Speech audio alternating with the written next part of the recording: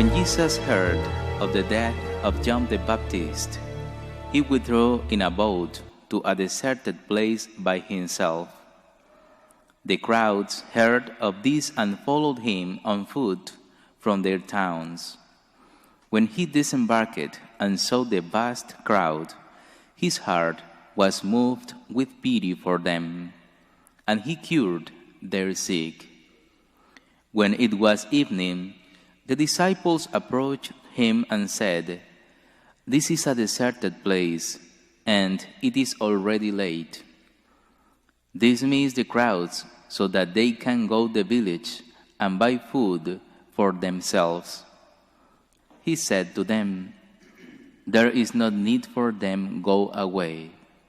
Give them some food yourselves." But they said to him, "5 loaves and 2 fish are all we have here." Then he said, "Bring them here to me." And he ordered the crowds to sit down on the grass.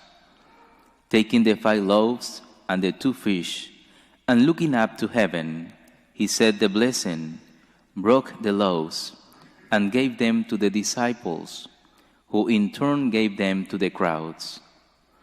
They all ate and were satisfied, and they picked up the fragments left over, 12 wicker baskets full. Those who ate were about 5,000 men, not counting women and children. The Gospel of the Lord.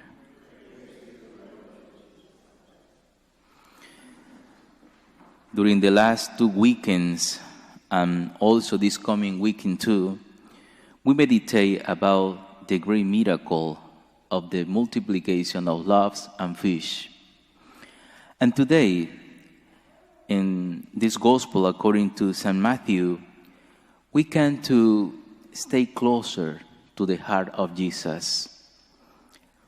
St. Matthew said that Jesus was moved with pity for that crowd, with pity for them. Jesus knows our necessities, spiritual in first place and material in the second place. When he saw that crowd, he understands that they need hear his word. And the people hear his voice during many hours. They forget that they need to obtain food for themselves because they listen to Jesus. Maybe many of them just looking for miracles, but other ones hear his voice. And that is the first spiritual necessity that we have. We need to hear the voice of Jesus. We need to hear the truth about our lives, about the mystery of our salvation. We need to hear the voice of our Good Shepherd. That Good Shepherd is Jesus Christ.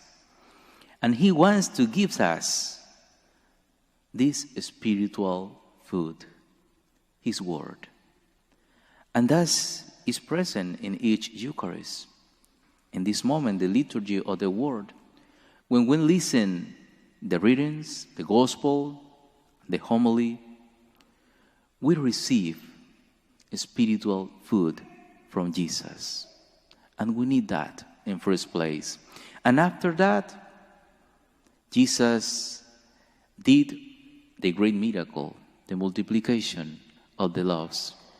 They satisfy the physical hunger of that people. And also they satisfy our material necessities now. Spiritual and material things. And in order, spiritual first and material in the second one. When we come and celebrate the mystery of the Eucharist, we receive spiritual food and new strength in order to work, in order to put into practice the Christian virtues, in order to love others.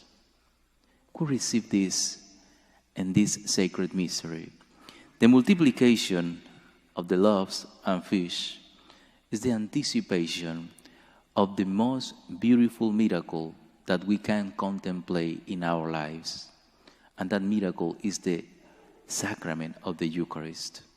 That is the most great miracle, the most beautiful that we can contemplate, because God Himself entered in our lives.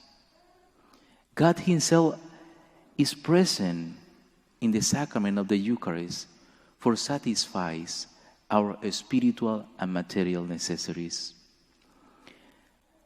More faith in the Eucharist and more imitation to the heart of Jesus. Be compassionate with others. Be merciful with others. They need to hear the voice of Jesus, and maybe you are the instrument for them. Imitate Jesus. Mercy, love for others. Announce to them the good word, the truth. They need it. Maybe many of them rejected your message, your words, but they need it because we are spiritual and physical hungry.